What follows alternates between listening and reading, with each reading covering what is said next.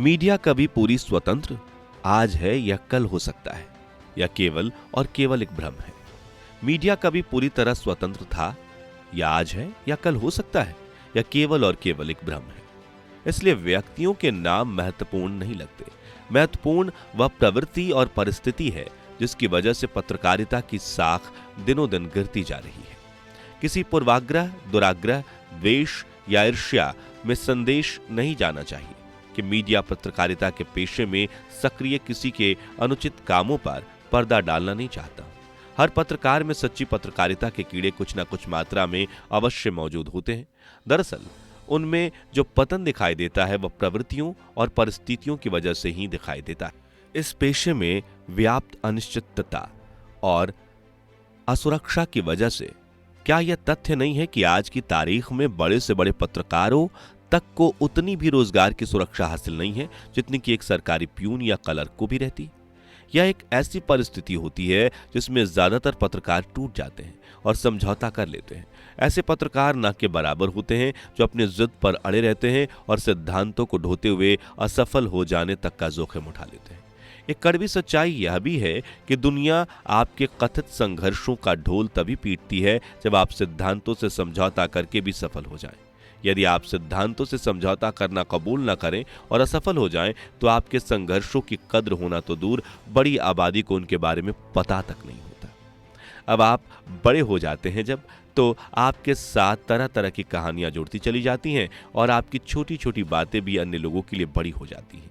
कुछ अपवाद भी रहे होंगे, लेकिन बड़े पत्रकार अंततः वही कहलाए सत्ता और सियासत के गलियारों में जिनकी गहरी घुसपैठ और साठगांठ रही, जिन्हें सत्ता का विभिन्न वैचारिक गुटों या संगठनों का प्रोत्साहन मिलता रहा और उनके द्वारा सम्मानित पुरस्कृत होते रहे। चाहे वामपंथी पत्रकार हों या दक्षिणपंथी पत्रकार, कांग्रेसी पत्रकार हों या गैर कांग्रेसी पत्रकार, ज्यादातर वे समझौते करते हैं। अगर हम उन्हें गलत कहें तो यह बेतुका है। हर व्यक्ति को अपना रास्ता तय करने का हक है।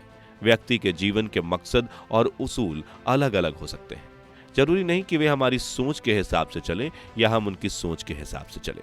आज वामपंथी कांग्रेसी पत्रकार जिन कथित दक्षिणपंथी सुपरस्टार पत्रकारों को गरियाते हैं, वे ये नहीं समझ पाते कि अगर वे दक्षिणपंथी सुपरस्टार पत्रकार भी 20 से 25 साल से किसी वामपंथी कांग्रेस रुझान वाले मीडिया मालिक के चैनल में काम कर रहे होते, तो वे भी आज उसी ग्राउंड पर खड़े दिखाई देते जिस ग्राउंड पर किसी वामपंथी कांग्रेसी रुझान वाले मीडिया मालिक के चैनल में काम करने वाले सुपरस्टार पत्रकार दिखाई दे रहे हैं। इसी तरह दक्षिणपंथी पत्रकार जिन कथित वामपंथी कांग्रेसी रुझान वाले सुपरस्टार पत्रकारों को गरियाते हैं, वो भी ये नहीं समझ पाते कि अगर वे वामपंथी कांग्रेसी सुपरस्टार पत्रकार वे किसी दक्षिणपंथी रुझान वाले मालिक के चैनल के लंबे समय से काम कर रहे होते, तो वे भी उसी ग्राउंड पर खड़े होते जिस पर किसी दक्षिणपंथी मीडिया मालिक के साथ काम करने वाले सुपरस्टार पत्रकार दिखाई देते हैं। इसलिए कौन पत्रकार किस ग्राउंड पर खड़ा है, यह अधिक महत्वपूर्ण नहीं है। महत्वपूर्ण यह है कि उसकी लगाम किसके हाथों में है, और जिसके हाथ में उसकी लगाम है उसके हित किन नैतिक अनैतिक प्रयोगों और साठगांठ से सदते हैं।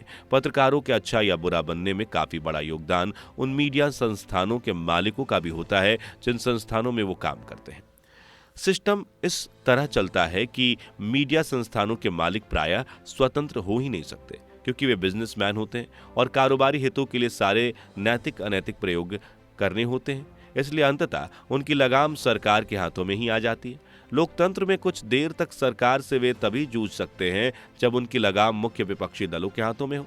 फिर संपादक स्तर के पत्रकार इसलिए स्वतंत्र नहीं होते क्योंकि उनकी लगाम उन मीडिया मालिकों के हाथों में होती है जिनकी लगाम प्रत्यक्ष या परोक्ष रूप से सरकार या मुख्य विपक्षी दलों के हाथों में होती है। निचले स्तर के पत्रकार इसलिए स्वतंत्र नहीं होते क्योंकि उनकी लगाम उन संपादकों के हाथों में होती है जिनकी लगाम मीडिया मालिकों के हाथ में होती है। इसलिए मीडिया कभी पूरी तरह स्वतंत्र था या आज है या कल हो सकता है, या केवल और केवल भ्रम है। इसलिए यदि आग्रहों, दुराग्रहों, राग द्वेष इत्यादि के आधार पर केवल कुछ पत्रकारों, चाहे वे कथित तौर पर किसी भी विचारधारा या राजनीतिक गुट के साथ जुड़े हों, उनका निशाना बनाएं या उनके प्रति कटुता या सार्वजनिक प्रदर्शन करें, तो यह बात उचित नहीं लगती।